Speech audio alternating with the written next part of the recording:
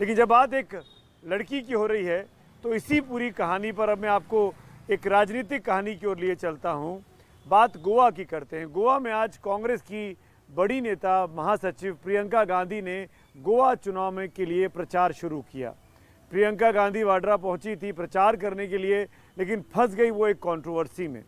वो वहां पर जाकर आदिवासियों के बीच थिरकी, स्थानीय लोगों के बीच, और उनका ये थिरकना बीजेपी को नापसंद आया और उन्होंने इस पर निशाना साधा कि देश जनरल रावत के लिए गमगीन है और प्रियंका गांधी थिरक रही हैं।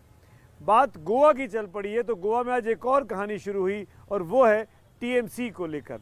यहाँ पे तृणमूल कांग्रेस जो कि पहली बार चुनाव लड़ रही है, वो कांग्रेस को चोट पहुंचाने के साथ साथ बीजेपी के एजेंडे पर भी घात लगाने की कोशिश कर रही है सियासी तौर पर।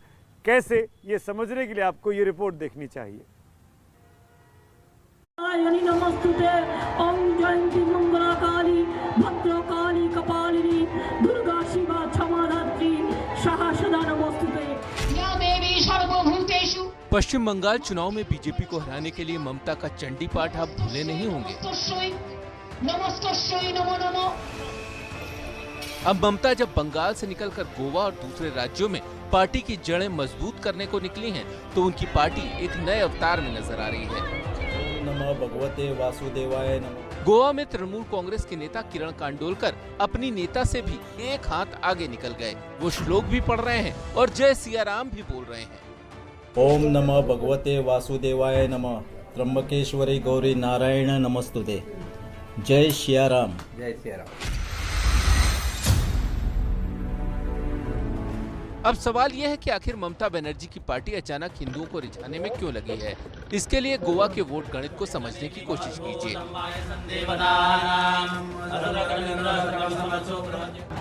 गोवा में हिंदुओं की आबादी 66% है, जबकि ईसाइयों की जनसंख्या 25% के आसपास है। मुस्लिम आबादी सिर्फ 8% है। जाहिर है गोवा में हिंदू वोट के बिना सियासत में अपनी जगह बनाना नामुमकिन है।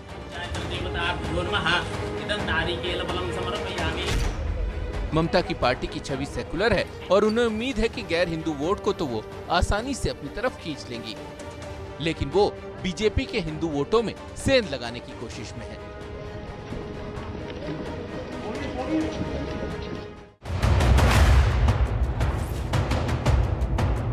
वैसे कांग्रेस के बड़े नेता लुइजिनो फरेरो को अपनी पार्टी में लाकर ममता कांग्रेस में पहले ही सेंध लगा चुकी हैं। ममता का बढ़ना कांग्रेस के लिए खतरे की घंटी है और यही वजह है कि उत्तर प्रदेश की महासचिव प्रियंका गांधी को यूपी चुनाव के बीच में गोवा का रुख करना पड़ रहा है।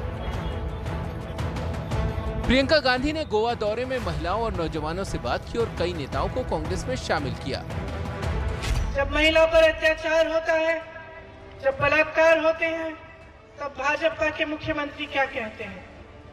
कहते हैं कि इतनी देर रात में बाहर क्या कर रही थी, बीच पे क्यों थी?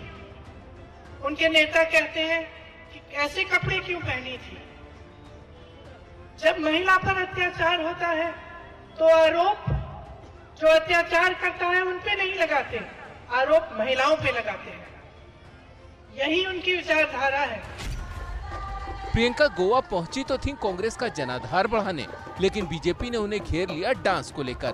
गोवा के एक कार्यक्रम में प्रियंका गांधी स्थानीय महिलाओं के साथ नाचती हुई दिखी, तो जनरल बिपिन रावत के निधन के बहाने अमित मालवीय ने उन पर हमला कर दिया। गोवा में प्रियंका के सामने दोहरी चुनौती है। आमने सामने की लड़ाई में बीजेपी से पिछड़ रही कांग्रेस की राह में अब ममता और केजरीवाल की पार्टी कांटे बिछाकर खड़ी है।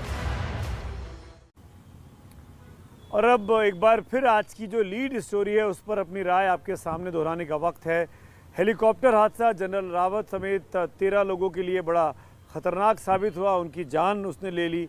इसी लीड स्टोरी पर मेरी राय बहुत साफ है कि जब तक कोर्ट ऑफ इंक्वायरी की जांच रिपोर्ट सामने नहीं आती, अफवाहों और अटकलों पर हमको ध्यान नहीं देना चाहिए।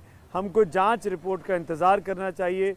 मेरी इस राय पर आप मिस कॉल दे रहे हैं लगातार। करीब 80% के आसपास लोग जो हैं वो मेरी राय से सहमत अब तक नज़र आ रहे हैं।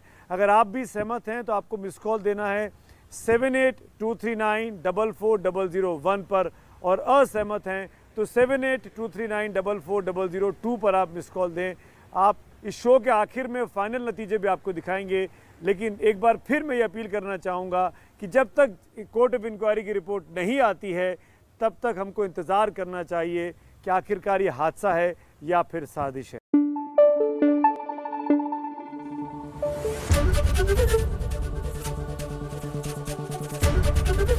एबीपी न्यूज़ आपको रखे आगे।